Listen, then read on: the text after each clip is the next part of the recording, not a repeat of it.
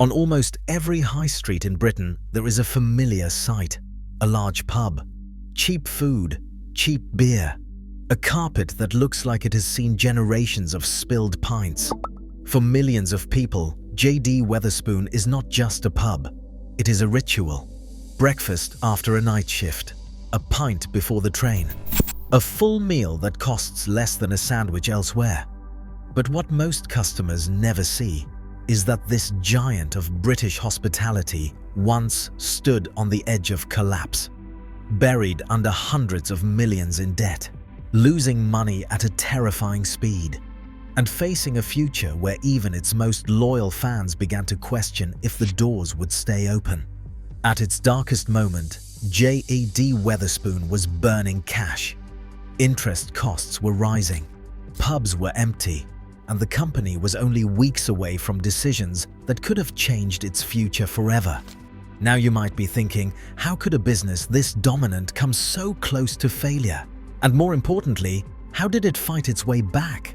Because this is not just a story about beer and pubs. This is a story about leverage, risk, leadership, stubborn belief, and one of the most controversial turnarounds in modern British business. This is the story of JD Wetherspoon. JD Wetherspoon began with a simple idea. It aimed to offer good food and drink at prices ordinary people could afford.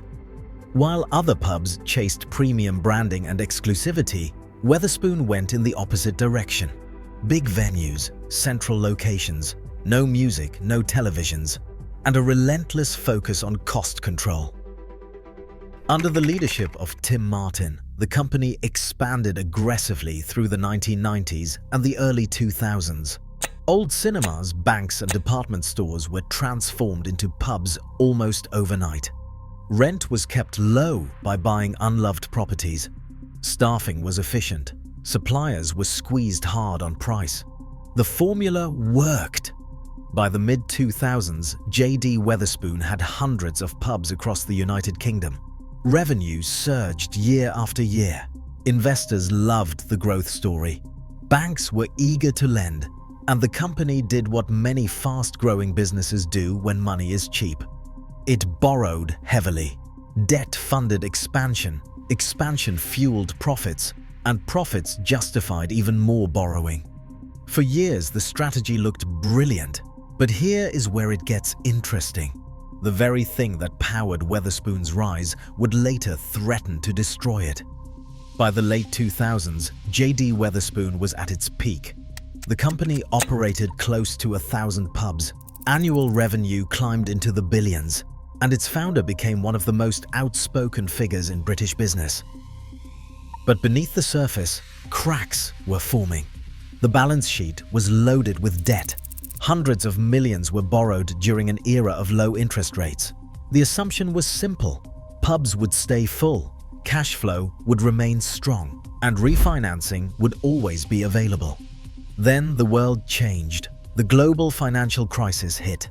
Consumer spending fell, foot traffic declined, costs rose, and suddenly the comfortable margins that Wetherspoon relied on began to shrink. Debt that once felt manageable started to feel heavy.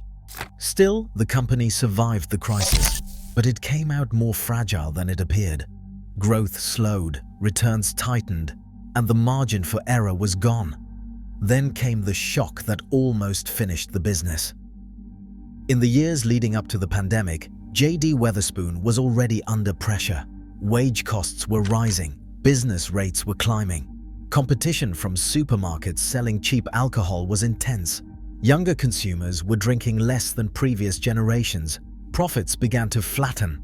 Debt remained high. Then, in early 2020, everything stopped. Pubs were ordered to close. Revenue dropped almost to zero overnight. But the costs did not disappear. Rent, interest, maintenance, all still had to be paid. Within weeks, JD Wetherspoon was losing millions. The company had one of the largest pub estates in the country, but that also meant one of the largest fixed cost bases.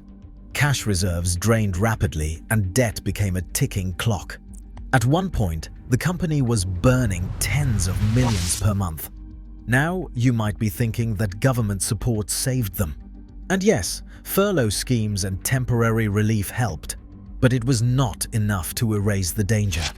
There was a moment where bankruptcy was a real possibility.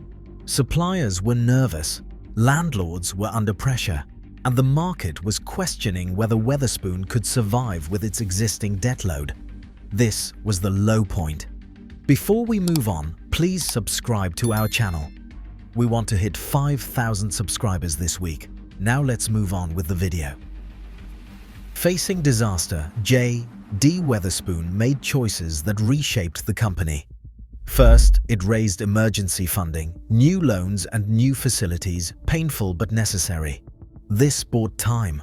Second, it sold assets. Some pubs were closed permanently. Others were sold to reduce debt. This was a major shift for a company once obsessed with constant expansion. Third, it doubled down on its core identity. Instead of trying to become trendy or premium, Wetherspoon leaned harder into value.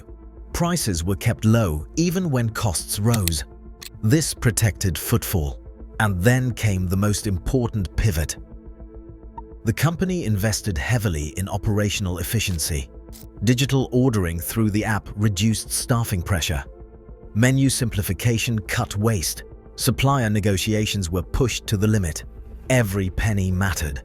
While competitors raised prices sharply, Wetherspoon absorbed some of the pain to keep customers coming back.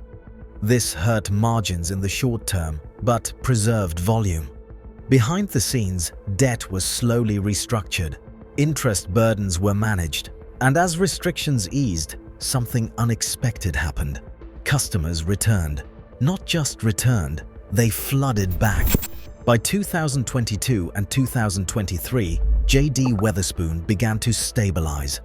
Sales recovered faster than many rivals. Pubs benefited from their large sizes and central locations. Value-conscious consumers found comfort in familiar, cheap meals and drinks. Losses narrowed, then profits returned. Debt was still high but manageable. Cash flow improved. The existential fear faded. By focusing on what it always did best, Wetherspoon rediscovered its strength. It was never about luxury. It was about reliability, affordability, and scale. The company did not just survive, it reset itself. But wait, there is more to this story. Because the real lesson of JD Wetherspoon is not just about recovery, it is about restraint. The near collapse of JD Wetherspoon changed its future. Before the crisis, growth was everything. More pubs, more debt, a bigger footprint. After the crisis, survival took priority. Discipline replaced ambition. The company slowed expansion dramatically. Capital spending became cautious. Debt reduction became a stated goal rather than an afterthought. And perhaps most importantly, leadership learned the danger of assuming stability in an unstable world. JD Wetherspoon today is not the same company it was at its peak. It is leaner, more defensive, more focused. Its story stands as a warning to any business that mistakes good times for permanent conditions. Cheap money can disappear, consumer habits can shift, and leverage can turn from a tool into a trap. Yet it also stands as proof that clarity matters. When everything was on the line, Wetherspoon did not panic into reinvention. It did not abandon its customers. It returned to fundamentals. Serve people what they want at a price they trust. In the end, JD Wetherspoon did not escape disaster by luck alone. It survived through painful decisions, brutal honesty, and a willingness to accept that the old playbook no longer worked. Today, when customers walk into a Wetherspoon, they see cheap pints and familiar menus. What they do not see is the story behind those walls. A story of debt, fear, loss, and recovery. A reminder that even the most ordinary places can carry extraordinary business lessons. And that sometimes the pubs that look the most stable are the ones that have come closest to closing forever. This was the rise, fall, and return of JD Wetherspoon. If you liked this video, please subscribe. We really want to hit 5,000 subscribers.